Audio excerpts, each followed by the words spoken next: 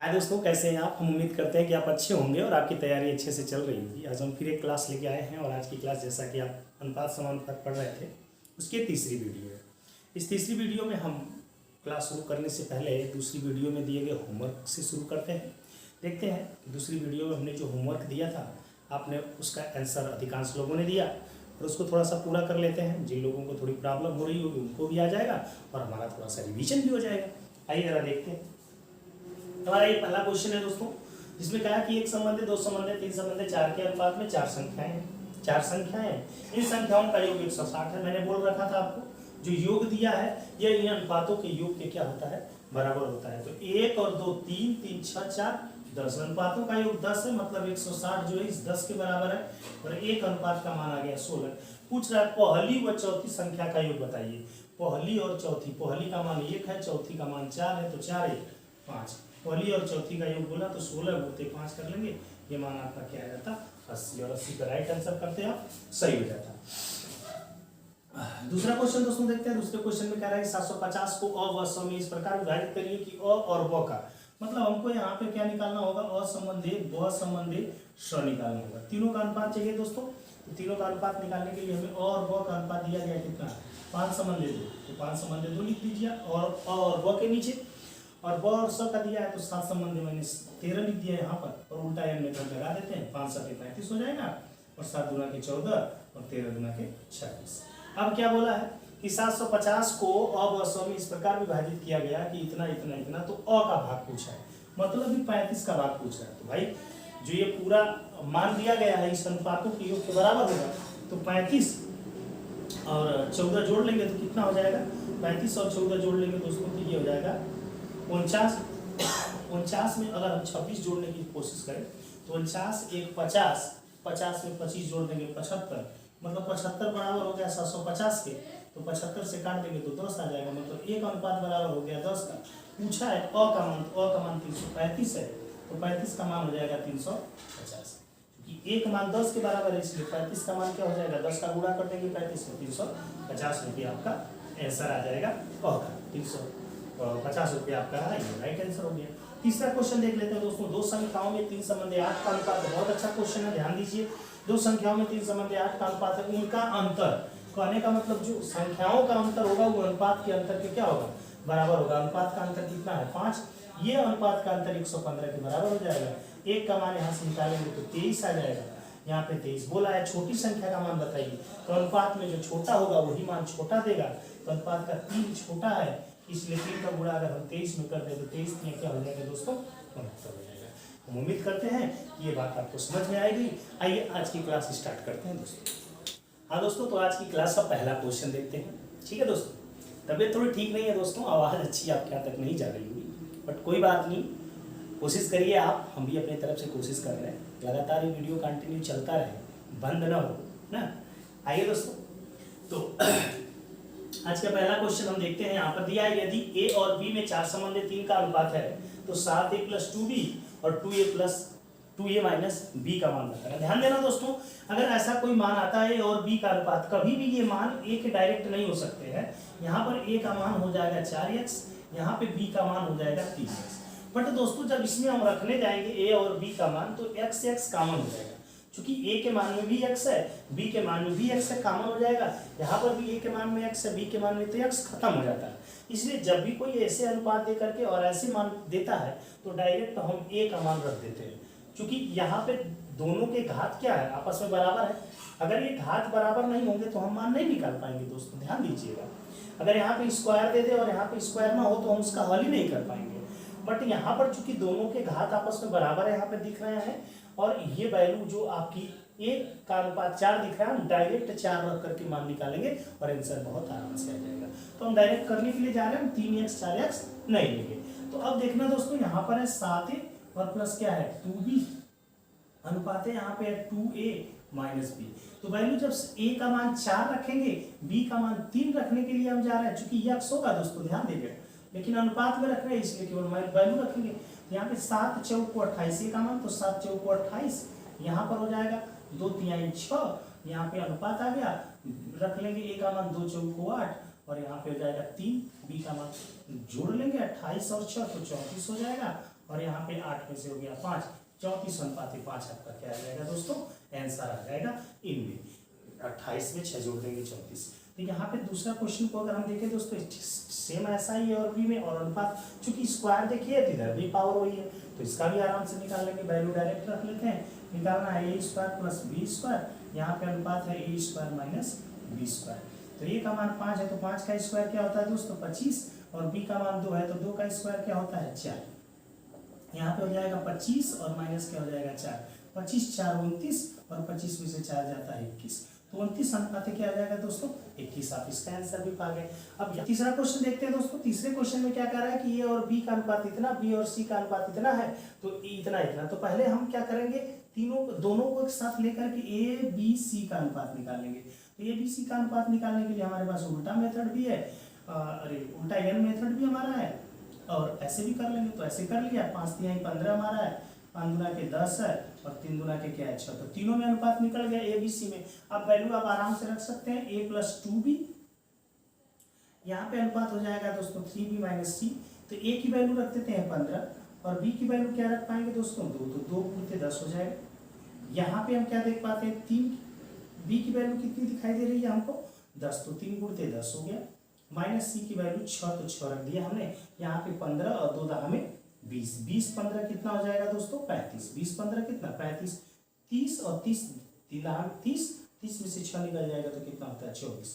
तो इसका भी आंसर आ गया दोस्तों 35 संबंधित 24। आइए देखते हैं क्वेश्चन नंबर 4।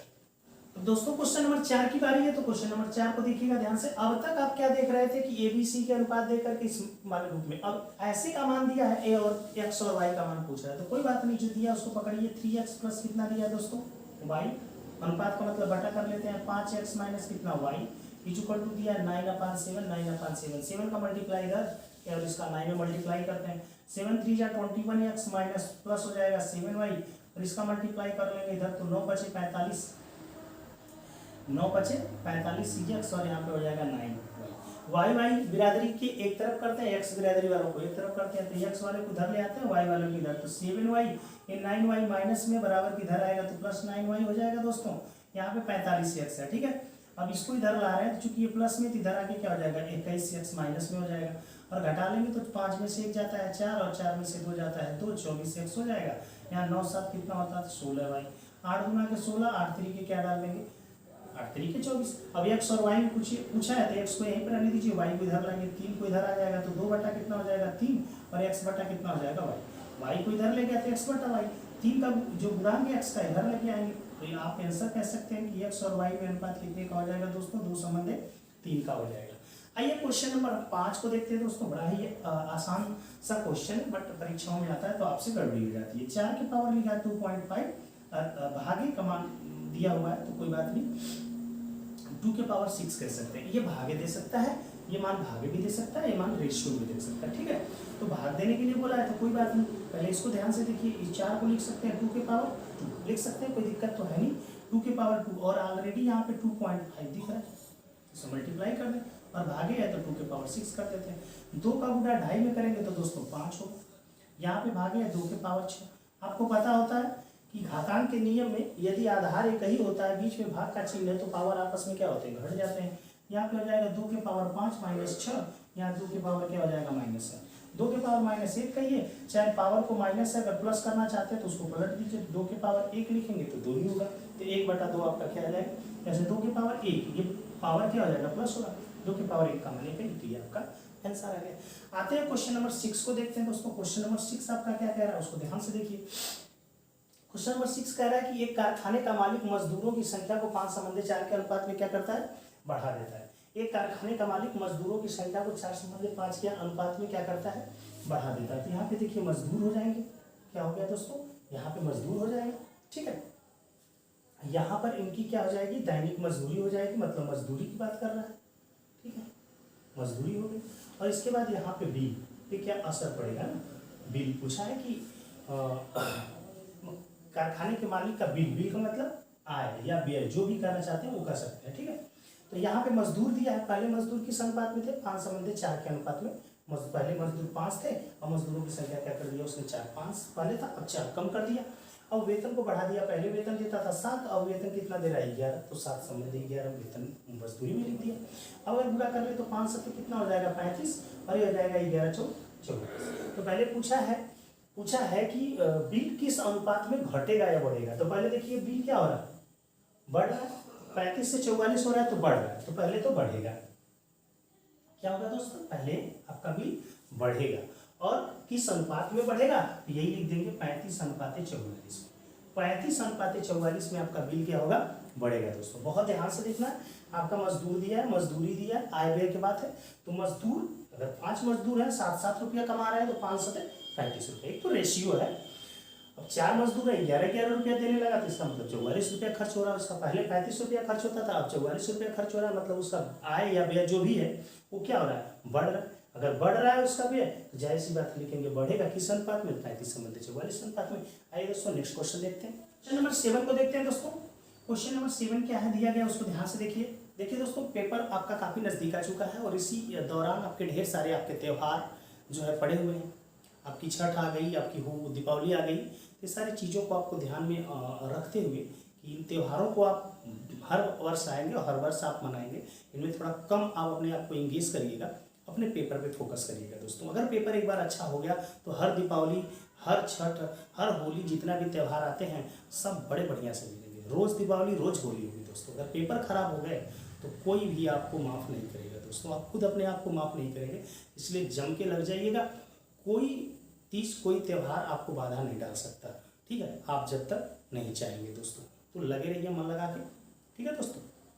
आइए तो क्वेश्चन नंबर 7 को देखते हैं। 3 संख्याएं 3 संबंधी 4 संबंधी 5 के अनुपात में है, और इन संख्याओं के वर्गों का योग बोला है। संख्याएं देखिए 3 संबंधी 4 संबंधी 5 के अनुपात। मैंने बोला कि ऐसे भी संख्याएं आप मानेंगे तो इनके साथ कांस्टेंट होते हैं, तो यहाँ पे तो हमें मानना ही पड़ेगा कांस्टेंट इनके साथ, वेरिएबल वैल्यू यक्स ले लिया हमने। अब इनके वर्गों का योग, तो 3x का वर्ग क्या हो जाएगा दोस्तों 9x², और 4x का हो जाएगा तो 16x², और 5 का हो जाएगा 25x², और यही दिया है हमको कितना 800। तो 9 16 25 और 25 कितना 50x² इक्वल टू हमारा कितना हो जाएगा 800। 0 से 0 हम काटते हैं, 5 से काटेंगे तो 16, x² इक्वल टू 16, और x बराबर हम पाएंगे दोस्तों √16, और x इक्वल टू क्या मिलेगा 4। बड़े ही आराम से 4 मिल गया।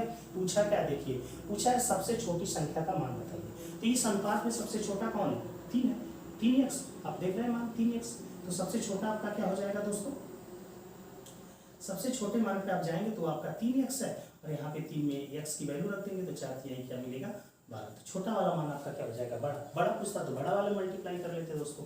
आइए क्वेश्चन नंबर 8 को भी देखने की कोशिश करते हैं दोस्तों। क्वेश्चन नंबर 8 का 3 संख्याएं 1 संबंधी 2 संबंधी 3 के अनुपात में है, तो जाहिर सी बात है ये x हो जाएगा, ये हो जाएगा आपका 2x, ये आपका हो जाएगा 3x। इनकी क्या बोला है घन बोल दिया इस बार, पिछली बार वर्ग बोला था, इस बार घन, तो x का क्यूब हो जाएगा, घन करेंगे तो x क्यूब, 2 का करेंगे तो 2 का होता है 8 और x क्यूब हो जाएगा, 3 का कितना होता है क्यूब दोस्तों 27 और x क्यूब हो जाएगा। इक्वल टू कितना दिया 288 दिया, इनको जोड़ने का काम करते हैं, तो 1 x क्यूब और 8 9 और 27 36 x क्यूब हो जाएगा दोस्तों, ये हो जाएगा 288। ठीक है, 36 से आप काटने की कोशिश करेंगे, 36 से आप क्या करेंगे काटने की कोशिश कर दीजिए दोस्तों, तो 8 बार में कट जाएगा ये, और x क्यूब इक्वल टू क्या आ जाएगा 8, और x इक्वल टू क्या लेंगे आप इसका घनमूल लेंगे घनमूल कि नहीं लेंगे, तो लेंगे घनमूल तो कितना आ जाएगा 2, मतलब कितने का घन होता है 8 2 का, तो x का मान 2 आ गया। कह रहा सबसे बड़ी संख्या, तो इसमें सबसे बड़ा अनुपात कौन है दोस्तों 3x, तो बड़ी संख्या आपकी यहाँ पे क्या आ जाएगी दोस्तों, बड़ी संख्या आप बड़े आराम से पा पाएंगे कितना 3x का मतलब हो जाएगा 3 गुणित 2 बराबर कितना हो जाएगा दोस्तों 6, तो आपका मान ये भी 6 आ गया।